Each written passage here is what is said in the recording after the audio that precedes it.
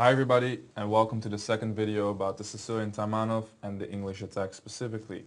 I'm glad you're watching the videos, so let's get on with it and look at the move 11 Queen takes d4. So Queen takes d4 is a tricky move because it actually has a pretty clear idea of stopping black from castling for the time being.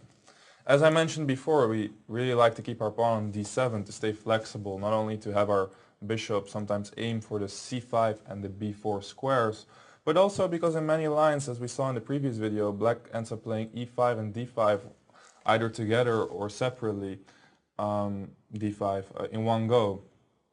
So queen takes d4 in combination with g5 prevents it from that harmonious way of just castling and getting on with our development. So it's important to realize the differences between the two moves. However, as I said before, I think black is doing fine here, and I'm just going to go through some of white's ideas and how to counter them. So first of all, after bishop b7, white has two options, and one is king b1, which as I showed you before, I've played myself and I fell into that knight takes e4 trick, so I won't have to show you that again. But after rook c8, stronger players than me managed to find better moves than queen d2 and played moves such as a3. However, also that is not something white should be particularly satisfied with. For example, after a3, bishop c5, queen d2, I think it doesn't really deserve too much explanation that after queen takes c5, queen takes c5, bishop takes c5, rook takes c5, as in so many other Sicilian openings, black is doing extremely well in the endgame. One of my favorite ideas is to get my king into the center, put the pawn on d6 and play something like h6 g5, after which the e5 square becomes vacant for the knight. And well, black is generally doing very, very well, and I think it's already white who has to think about equalizing in these types of positions, as black has no apparent weaknesses at all. So queen d2 would then be the move that white should look into, but after bishop takes e3, queen takes e3, short castle, really white spent his last couple of moves doing nothing much, and with an extra pair of pieces exchanged, his attacking potential became even smaller. So for example, after bishop d3, d5 is a strong move. Another typical trick that you want to keep in mind, I generally don't like to transpose into French-looking positions after e5, knight d7. However, in this specific case, when there's no piece on d4, after the move f4, there's always this little trick with playing d4 and getting bishop takes h1 in, winning an exchange. So that's not an option for white, and generally when the f4 is not an option as a follow-up, that should give off a sign that this is a serious option for black. And after, for example, rook e1, once again d4 is available, as now the pawn on f3 falls under attack, and we basically trade off these pawns with our bishop becomes way more active. Plus, we have a better pawn structure after queen takes d4, bishop takes f3. One line I have here is queen takes d7, which is a little trick, but it's actually nothing scary. After queen takes d7, bishop takes h7, king takes h7, rook takes d7, and bishop takes g4. The material is once again equal. And I think the bishop is definitely preferable to the knight in this position, in this ending, as it can easily come to f5, where it puts pressure on the c2 pawn, which will leave the knight bound to c3 for the coming moves. And in general, when a pawn storm would occur in the future, a bishop is always the more flexible piece, as it has a longer range. So king b1 is really not something to be scared of. It's more the move g5 that has some venom in it. And after knight h5, there are several ideas here for white. King b1 now is one of the serious moves, but a move I faced myself and actually forgot a little bit about when I faced it last year in Reykjavik, is the move bishop h3, which is a very direct attempt to refute black's setup. For the moment, it looks like black is actually in a lot of trouble as bishop g4 is coming. the knight has no good square as he is tied to the defense of the g7 pawn, and we cannot solve that by playing e5, as now our pawn on d7 would just be hanging with a lost position. So once again, it's one of those situations where it might look like black is in serious trouble, but it turns out he has a very dynamic way of solving his opening problems here by playing rook c8, which is what I played in the game. Now, something like queen d2 in order to stop b4, once again, it should be obvious that after a3, bishop c5 is the correct move, and actually black is once again a little bit better, because if white would opt for the same thing, we can now comfortably exchange the queens and start attacking this g-pawn and activate our rook for free. So queen d2 would be an alternative, but this is not really in the spirit of this bishop h3 plan, which is very direct, as now black gains some time, and after b4, knight a4, d5, it turns out that he has very decent counterplay, and you can look up more about this in the ebook. What is a very serious move is obviously the move bishop g4, which is once again attacking the knight, attacking the pawn on g7 indirectly, and now black is forced to play b4. After bishop takes h5, b takes c3, we get a very complicated position, and here white should probably opt for b3, which is what my opponent played. However, queen takes g7 is another option, which leaves white's king a little bit exposed, although it's an interesting idea that I think has been tried as well. After king takes b2, white is now playing with the idea that queen takes c2, king a1 looks very scary, but in fact it's only black who should be worried, as he opened up this c-file towards his own king, and he has no real way of continuing an attack on that king on a1.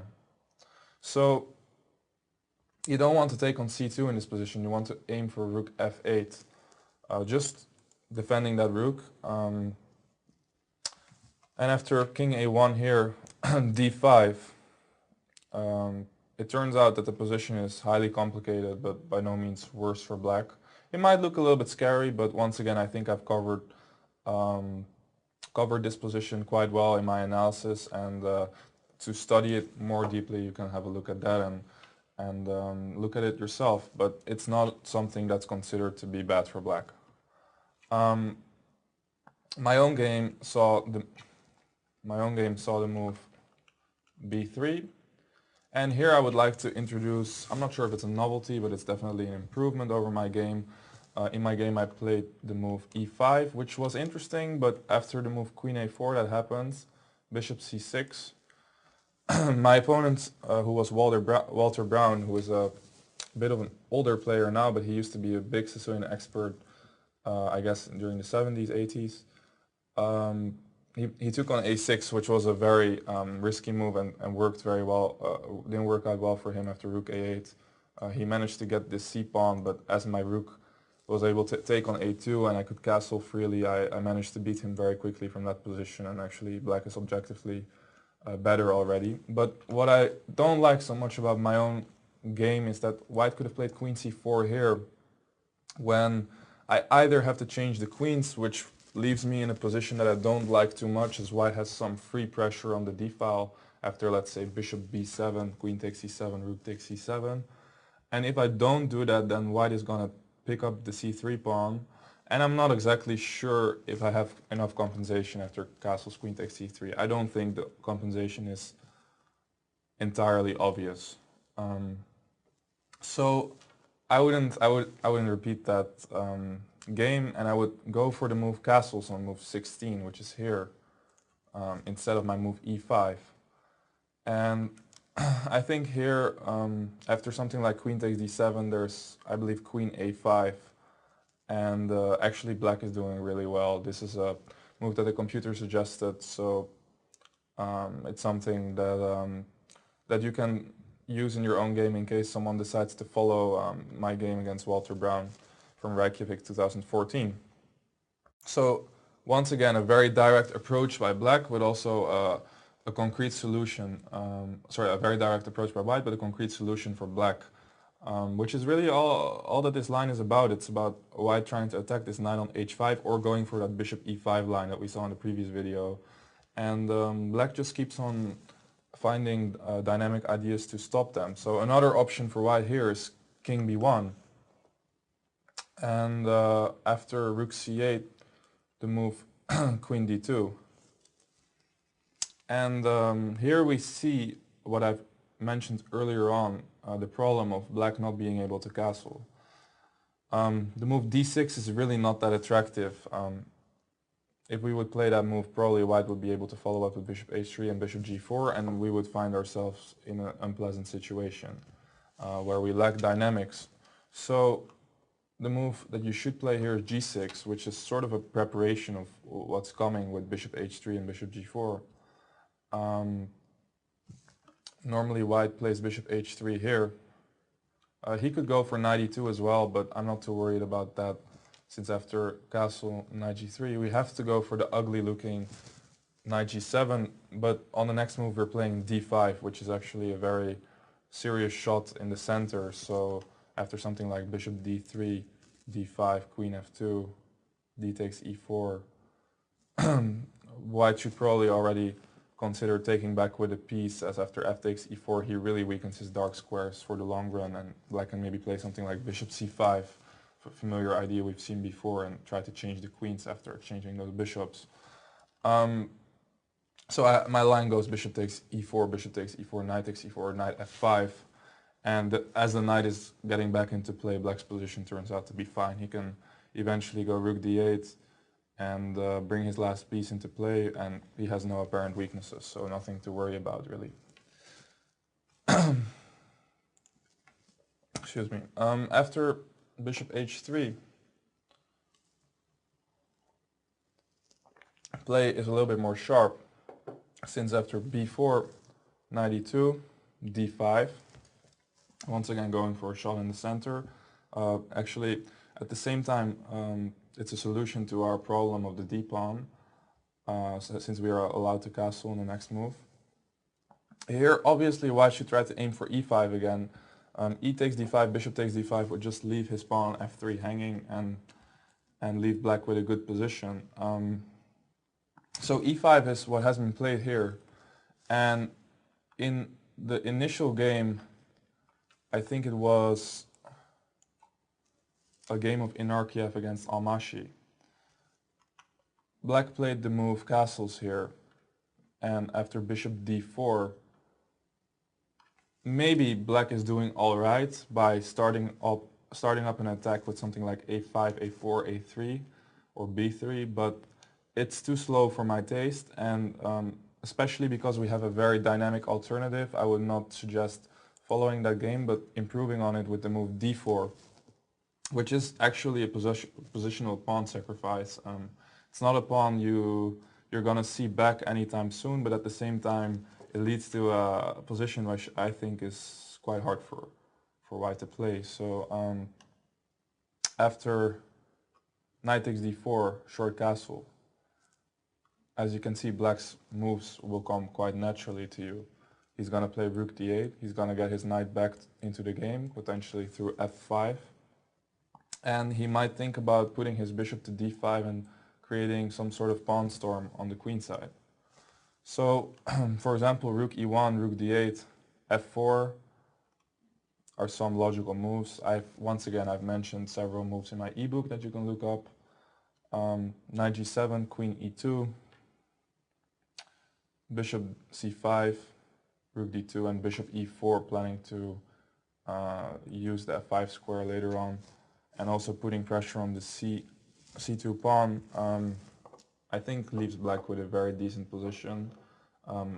You are a pawn down, but at the same time there are so many pieces left on the board, and all of them actually stand fairly active.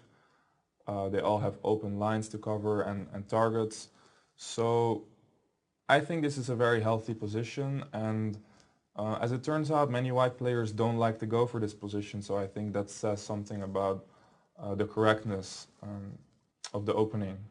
So that's about it for the queen takes d4 move, really. As you can see, it is a little bit different, but at the same time, many of the ideas that we saw before are being used again. There's one last thing that I would like to mention, as it's an idea that is quite common when white goes for something like 92. Let me see if I can find it.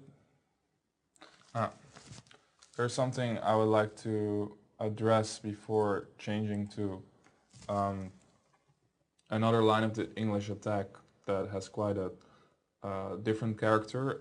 It's an idea that you will also find quite a bit in the bishop takes d4 file if you look that up in the ebook. Just to give you an example, after something like king b1, rook c8, which we discussed before, white could eventually play something like rook c1, which is obviously not something that you should be particularly afraid of, but it's good to know one more idea for black after something like castles. Now the pressure from the d7 pawn has been removed, so we can castle safely. Is g5, knight h5, knight e2. Now white is sort of threatening to go knight g3, and we would definitely have to be a bit careful to put our knight on f4, as there's always some tricks involving something like bishop takes and knight h5, or other ways to attack the knight on f4 where it's a bit vulnerable. But the move that I wanted to specifically address is the move f5, which is a very common way to get this rook involved and actually blow up white's king side, even though that's the side where your own king is at. It's often a good idea. So after something like g takes f6, e takes f5 simply fails to bishop takes f3 as far as I know. After something like that, you can take back with the rook, and as a line I have bishop g5, bishop c5, queen d3, not allowing the exchange on e7, as our rook would land a little bit passively if we would have to take back. But anyway, after something like rook f7, black's play is completely different from what we've seen before, but at the same time not too difficult, as you can, for example, follow up with something like rook f8, putting pressure on the f3 pawn. And as this bishop is sort of biting on these pawns, you can consider playing d5 at any point again. So that's one last idea I'd like to mention.